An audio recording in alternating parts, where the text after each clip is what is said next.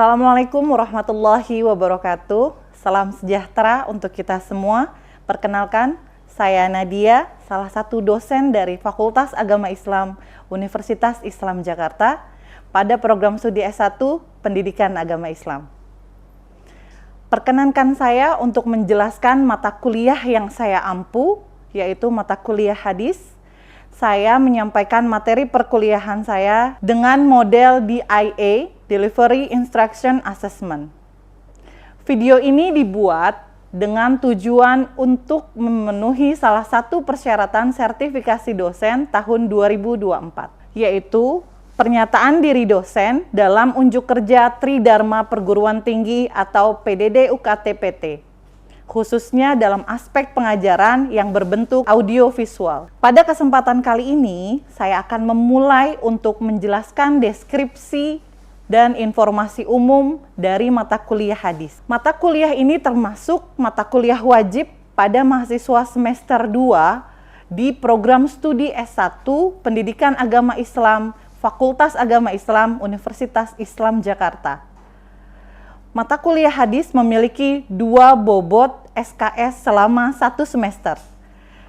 Bahasa pengantar yang saya gunakan adalah bahasa Indonesia. Mata kuliah ini bertujuan untuk memberi pengetahuan serta pemahaman mahasiswa tentang hadis-hadis Nabi untuk dapat difahami serta diaplikasikan dalam kehidupan. Capaian pembelajaran atau CPL yang dibebankan pada mata kuliah ini adalah mahasiswa diharapkan mengetahui tentang pengetahuan dan pemahaman tentang isi kandungan dan makna hadis-hadis Nabi yang dapat menjadi media syiar serta nilai-nilai keislaman. Sedangkan untuk mencapai capaian pembelajaran mata kuliah atau CPMK pada akhir perkuliahan, yaitu mahasiswa mampu menerapkan pemikiran logis, kritis, sistematis, dan inovatif dalam konteks perkembangan atau implementasi ilmu pengetahuan di bidang hadis. Referensi yang saya gunakan pada mata kuliah hadis beragam.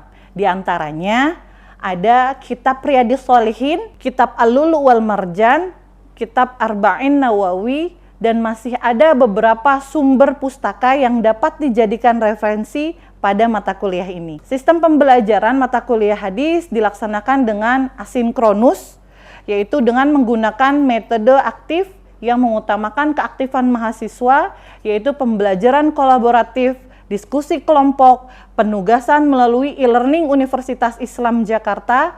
Pembelajaran hadis dilakukan selama kurang lebih 16 pekan, di mana 7 pekan sebelum UTS, 1 pekan UTS, kemudian 7 pekan sebelum UAS, dan 1 pekan UAS. Evaluasi hasil pembelajaran hadis didapatkan dari kuis interaktif, penugasan terstruktur, diskusi kelompok, UTS, dan UAS. Untuk penjabarannya, kuis interaktif dilakukan selama 2 kali dengan bobot 10%. Penugasan terstruktur, mandiri, dan kelompok mendapat bobot 35%, kemudian diskusi kelompok dengan bobot 15%. UTS berupa esai dengan bobot 20% dan UAS dengan presentasi studi kasus dengan bobot 20%. Total keseluruhan bobot nilainya ada 100%. Demikian informasi yang bisa saya sampaikan mengenai mata kuliah hadis untuk mahasiswa program studi S1 Pendidikan Agama Islam, Fakultas Agama Islam, Universitas Islam Jakarta. Berikutnya merupakan cuplikan dari proses pembelajaran yang saya lakukan di ruang kelas. Selamat menyaksikan.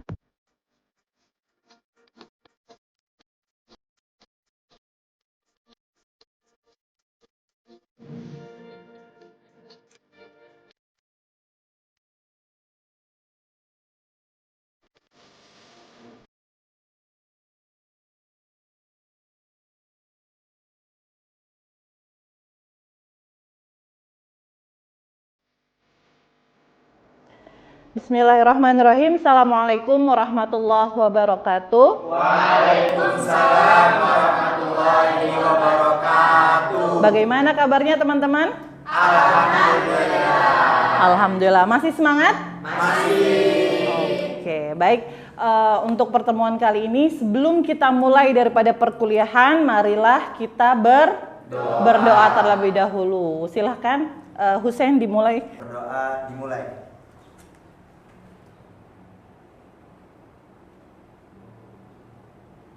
Berdoa selesai. Baik, terima kasih Husein.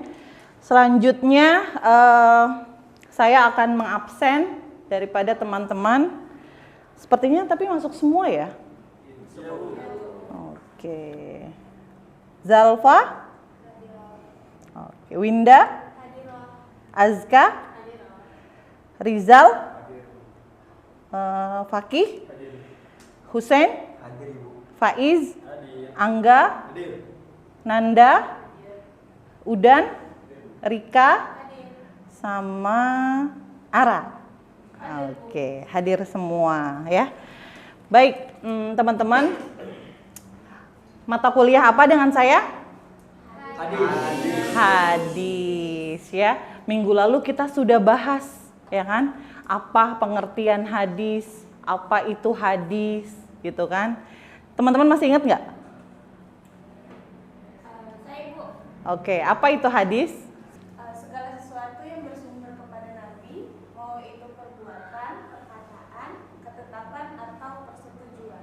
Baik, apapun yang bersumber dari Nabi, mau dari ucapan, perkataan, perbuatan, itu adalah hadis. Baik, kemudian apa sih sebenarnya fungsi kita belajar hadis ini tuh apa? Gitu. Ada yang mau tahu nggak? Saya, Bu. Apa? Sebagaimana ulama mengatakan bahwa membaca dan menghafal hadis merupakan bagian dari menuntut ilmu, al-hadis adalah ilmu yang paling agung untuk dipelajari setelah Al-Quran. Mustahil seseorang memahami agama tanpa memahami hadis. Oleh sebab itu, pahala mempelajari hadis tercakup dalam keutamaan mempelajari ilmu. Oke, keutamaan mempelajari ilmu ya, salah satunya adalah ilmu hadis. Karena ada sebuah hadis yang mengatakan taraktu fikum amroini lan tadillu abadan ma in tamassaktum bihima kitaballah wa sunnata rasulihi. Ya, tidak akan sengsara, tidak akan susah ketika seseorang berpedoman hidup kepada Al-Qur'an dan hadis. Oke, itu sebagai review pembelajaran kita minggu lalu, teman-teman.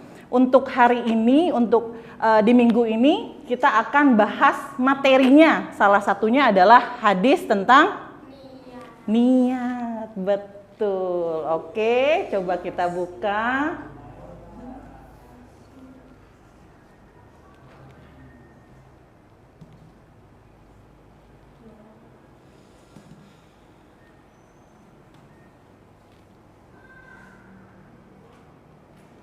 Nah, hadis tentang niat. Baiknya mungkin sebelum saya atau kita sama-sama bahas apa itu hadis tentang niat, saya akan bagi teman-teman kelompok menjadi 3 kelompok. Ya, ini kelompok 1, ini kelompok 2, dan ini kelompok 3. Oke.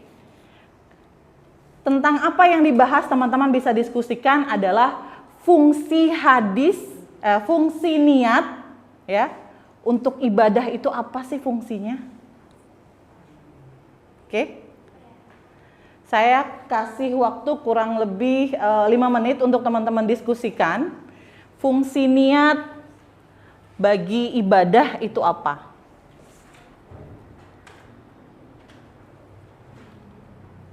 Oke, ada yang mau coba baca apa? Ada yang mau coba menjawab? Fungsi niat untuk ibadah apa? Kelompok berapa? 2? Ara? 1 aja, nggak usah banyak-banyak. Fungsi niat untuk ibadah adalah membedakan antara ibadah dan aktivitas biasa. Niat membantu membedakan antara tindakan yang dimaksudkan sebagai ibadah dan aktivitas sehari-hari. Misalnya, puasa tanpa niat hanya akan menjadi sekadar menahan lapar dan haus, bukan ibadah puasa yang sebenarnya. Oke, kata kelompok 2, niat untuk ibadah adalah sebagai pembeda dari ibadah yang satu dengan ibadah yang yang lain. Kelompok 1, silahkan. Apa? Fungsi niat untuk ibadah apa? Ya, silahkan, Rizal. Untuk menjaga kekhusyuan dalam beribadah. Untuk menjaga kekhusyuan. Karena Setiap kita beribadah kita harus berniat kepada Allah agar kita dapat menjalankan ibadah itu dengan sebaik-baiknya. Oke, dalam bentuk menambah kekhusyuan katanya. Jadi dengan niat bisa menambah daripada khusyuan beribadah. Delas, ada lagi kelompok terakhir? Kalau dari kelompok saya Bu, fungsi niat untuk ibadah itu yaitu untuk mengetahui keinginan dan arah yang kita tuju sehingga kita bisa mencapai kesadaran diri untuk meraih apa yang telah menjadi tujuan inti dari niat tersebut. Oke, berarti apa yang mau dituju itu yang diniatkan. Betul ya. Berarti masing-masing kelompok punya jawaban yang berbeda tentang niat. Sekarang kita bahas teman-teman. An-niyatu, ini hadisnya. Nah, ini yang akan kita bahas sedikit tentang hadisnya, hadis tentang niat, terjemahnya, mufrodat, asbabul wurud, isi kandungan, penutup dan kesimpulan.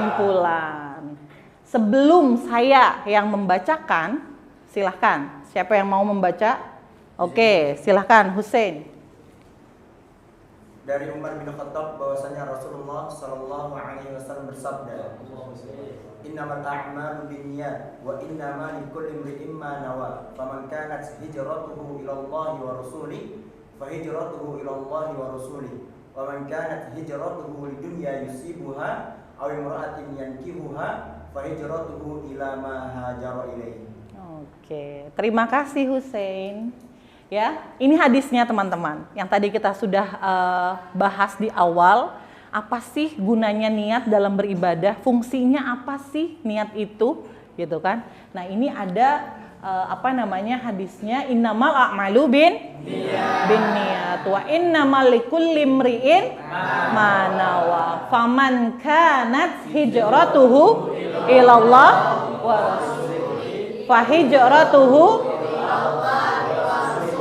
wa man kanat hijratuhu lidunya yusibuha awim yankihuha fa hijratuhu ila ma hajara ilaihi. Baik, terima kasih. Semangat sekali teman-teman.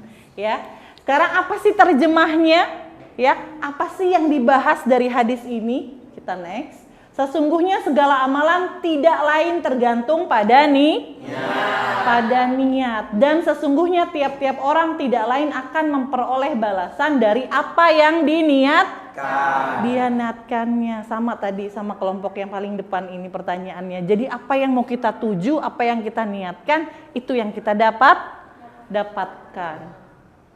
Barang siapa yang hijrahnya menuju keridhaan Allah dan Rasulnya, maka hijrahnya ke arah keridhaan Allah dan Rasulnya. Barang siapa yang hijrahnya karena harta atau karena kemegahan dunia yang diharapkan atau karena seseorang wanita yang ingin dinikahinya, maka hijrahnya itu ke arah yang dia tuju. Gitu. Jadi apa yang mau kita tuju itu yang kita dapat. Nah, baik teman-teman, setelah kita bahas tadi hadisnya, terjemahnya, sekarang kita bahas mufrodat. Mufrodat adalah kosakata. Yang pertama, likulli imri'in, memakna Segala sesuatu perkara. setiap perkara. Hijratuhu lidunya yusibuha, Untuk dunia yang dinyatakan, untuk dunia. Yankihuha, yang dinikahinya, oke, yang terakhir awim ro'atin, atau perempuan. Oke. Selanjutnya adalah asbabul wurud. Kalau di dalam tafsir ada asbabul nuzul. Kalau di hadis ada asbabul wurud. Kenapa sih hadis ini ada cerita apa ya? Gitu ya. Jadi ceritanya di sini teman-teman, Ibnu Mas'ud menceritakan bahwa ada seorang pria yang ingin melamar seorang wanita. Singkat cerita, wanita itu bernama Ummu Qais ya. Kemudian apa? Tapi Ummu Qaisnya enggan untuk menikah dengan pria tersebut sampai laki-laki itu berhijrah dan akhirnya menikahi Ummu Qais. Maka orang-orang pun menyebutnya muhajir Ummu Qais. Kenapa muhajir? Karena hijrahnya untuk Qais. Iya, orang yang berhijrah tapi hijrahnya untuk Ummu Qais. Dapat nggak? Dapat, karena dia niatnya untuk mendapatkan wanita, untuk mendapatkan Ummu Qais. Begitu asbabul wurudnya. Begitu ceritanya dari hadis tadi tentang niat. Ternyata di balik itu ada ceritanya. Oke. Next. Nah, ini sedikit isi kandungannya ya. Menurut Imam An-Nawawi berkata, jumhur ulama berkata, menurut ahli bahasa, ahli usul dan yang lainnya, lafaz innama digunakan untuk membatasi, yaitu menetapkan sesuatu yang disebutkan dan menafikan selainnya. Jadi makna hadis di atas adalah bahwa amalan seseorang akan dihisap atau diperhitungkan berdasarkan niatnya, dan suatu amalan tidak akan dihisap bila tidak disertai niat. Kalau tadi kelompoknya Rizal dan kawan-kawan ini menjawab apa? Dia itu agar beribadah kalau ada niat itu biar lebih khusyuk, fokus. Jadi ibadahnya lebih tertuju, lebih dapat. Cakep, ya. Oke. Nah, ini sedikit isi kandungan atau makna daripada hadis tersebut. Sebelum saya lanjutkan, nah atau sebelum kita bahas ke pembahasan selanjutnya, ada yang mau bertanya?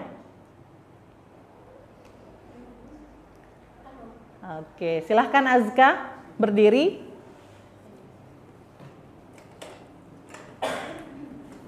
Saya mau nanya Ibu, kalau misalkan kan saya niatnya mau berbuat jahat, tapi itu nggak jadi, apakah saya harus berbuat dosa?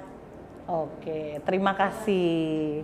Ya, pertanyaannya gini kata Azka, dia sudah punya niat jahat, ya, tapi tidak jadi dilakukan. Kira-kira dia sudah dapat dosa atau belum? Oke, ada yang mau menanggapi? Ada yang mau menanggapi? Ayo, Angga mau menanggapi? Udah dapat dosa atau belum?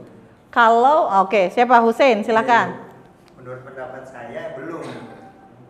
Belum, karena belum dilakukan. Ini adalah salah satu bentuk dari rahmat Allah bagi para manusia atau makhluknya. Jika seorang manusia itu sudah berniat baik, maka sudah dapat pahalanya. Tapi jika manusia itu baru berniat jahat tapi tidak sempat melakukannya, maka tidak sama sekali mendapatkan dosa. Terima kasih Hussein untuk jawabannya. Berarti dia sudah paham ya. Sebelum saya menjawab, Hussein ini sudah paham apa yang dimaksud dari pertanyaan Azka. Jadi kalau misalkan teman-teman sudah berniat, oh saya mau mencuri ini nanti malam gitu kan, ternyata nggak dilakukan. Nah itu Allah belum kasih dosa, ya. Itu Allah kasih rahmat, ya, karena masih alhamdulillah tidak jadi dilakukan. Begitu pun beda lagi kalau kebaikan. Kalau kebaikan apa? Kita baru niat aja, ya teman-teman. Oh besok saya mau sholat duha dulu nih sebelum masuk kelas, gitu kan. Ternyata apa? Nah, ternyata nggak jadi, ternyata malah langsung masuk kelas, entah lupa atau mungkin keasikan ngobrol. Kira-kira sudah dapat belum pahalanya? Sudah, Allah sudah hisab apa yang menjadi niat baik kita. Seperti itu. Ada lagi pertanyaan? Oke, silahkan Zalfa. Sebenarnya saya mau bertanya Bu, apakah boleh kalau kita melaksanakan ibadah tapi tanpa niat? Oke, ibadah tanpa niat. Terima kasih pertanyaannya Zalfa. Sebelum saya menjawab, silahkan teman-teman ada yang mau menjawab apakah boleh gitu kan ibadah tanpa niat? Boleh nggak? Boleh nggak ibadah tanpa niat? Menurut pendapat saya tidak boleh. Tidak boleh karena Sesuatu itu sesuatu yang ingin dilakukan dengan baik harus mempunyai niat. Oke, ada lagi? Boleh nggak ibadah tanpa niat? Ya, Jawabannya adalah tidak boleh. Alangkah baiknya ketika kita melakukan ibadah, melakukan suatu aktivitas, diawali dengan niat. Seperti itu. Jadi apa yang kita lakukan, aktivitas apapun yang kita jalankan itu apa? Ada hisabnya. Ya, insya Allah kalau jalannya baik, hasilnya pun akan baik. Begitu ya Zalfa ya? Oke. Masih ada pertanyaan? Oke, sudah ada 2 pertanyaan gitu kan. Boleh saya lanjut sedikit lagi? Boleh. Oke, kita lanjut. Nah, ini Ibnu Rajab berkata niat menurut para ulama mengandung 2 maksud. Yang pertama adalah sebagai pembeda. Tadi ada yang jawab nih, kelompoknya Ara ya. Sebagai pembeda antara apa? Antara ibadah yang satu dengan ibadah yang lain. Seperti membedakan antara sholat zuhur dengan sholat asar, atau puasa Ramadan dengan puasa yang lain, atau pembeda antara ibadah dengan adat kebiasaan. Betul, itu menjadi niat adalah sebagai pembeda dari ibadah yang satu dengan ibadah yang lain. Yang kedua adalah untuk membedakan tujuan dalam beramal, apakah yang dituju adalah Allah atau yang dituju adalah yang lain. Misalkan, saya sholat nih biar khusyuk, jadi imam. Karena apa? Karena di belakang saya ada orang yang spesial. Misalkan seperti itu. Ya, kira-kira itu sholat khusyuknya karena Allah atau karena siapa? Karena orang. Nah itu, jadi niatnya harus diluruskan. Niatnya memang kita beribadah, kita sholat khusyuk karena Allah. Alhamdulillah. Sampai di sini paham teman-teman? Oke, sudah kita ada diskusi, teman-teman sudah ada yang bertanya. Saya rasa cukup ya untuk pertemuan kita kali ini. Sebelum saya akhiri, saya punya minta tolong untuk 1 orang yang memberikan kesimpulan. Silahkan, siapa yang memberikan kesimpulan? Oke, silahkan Faiz. Berdiri nggak apa-apa. Baik, di sini jadi kesimpulan tentang niat. Niat adalah tekad atau tujuan dalam hati untuk melakukan suatu perbuatan dalam berbagai konteks. Niat memainkan peran penting sebagai pendorong utama tindakan seseorang. Jadi kesimpulan tentang niat bisa dilihat dari beberapa aspek. Yang pertama, agama dan spiritualitas, psikologi, hukum, dan etika. Secara umum, niat mencerminkan motivasi internal yang mendorong seseorang untuk bertindak dan sangat penting dalam nilai serta memahami perilaku manusia dalam berbagai aspek kehidupan. Oke, terima kasih. Kasih aplaus untuk Pak Is. Terima kasih untuk kesimpulannya. Terakhir dari saya sebelum saya tutup, ada quotes dari Kiai Haji Baharudin Nur Salim ya, sering memberikan quotes sederhana ya. Ada yang pertama adalah sibuk terberat dalam hidup ini adalah taat kepada Allah. Itu adalah sibuk terberat. Jadi kalau misalkan saya sibuknya hari ini kerja dari pagi sampai pagi misalkan, itu belum sibuk. Sibuk terberat adalah sibuk kepada Allah. Dan taat terberat itu adalah bersikap sabar menghadapi keadaan yang kita alami saat ini. Tetap sabar apapun yang terjadi. Itu saja dari saya. Kurang dan lebihnya saya mohon maaf. Tetap jaga kesehatan. Akhirul kalam. Wassalamualaikum warahmatullahi wabarakatuh. Waalaikumsalam warahmatullahi wabarakatuh. Demikian deskripsi singkat serta cuplikan video pembelajaran yang saya sampaikan.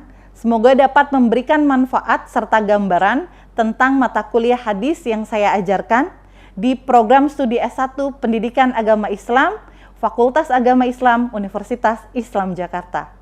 Saya ingin mengucapkan terima kasih kepada seluruh tim penilai dan panitia Smart Setdos tahun 2024, khususnya dari Direktorat Sumber Daya Dirjen Dikti Kemendikbudristek Indonesia. Serta tidak lupa pula terima kasih kepada pimpinan Universitas Islam Jakarta, pimpinan Fakultas Agama Islam, khususnya program studi Pendidikan Agama Islam, kepada teman sejawat, dosen, dan mahasiswa. Demikian yang dapat saya sampaikan dan saya mohon maaf atas kekurangan. Wassalamualaikum warahmatullahi wabarakatuh.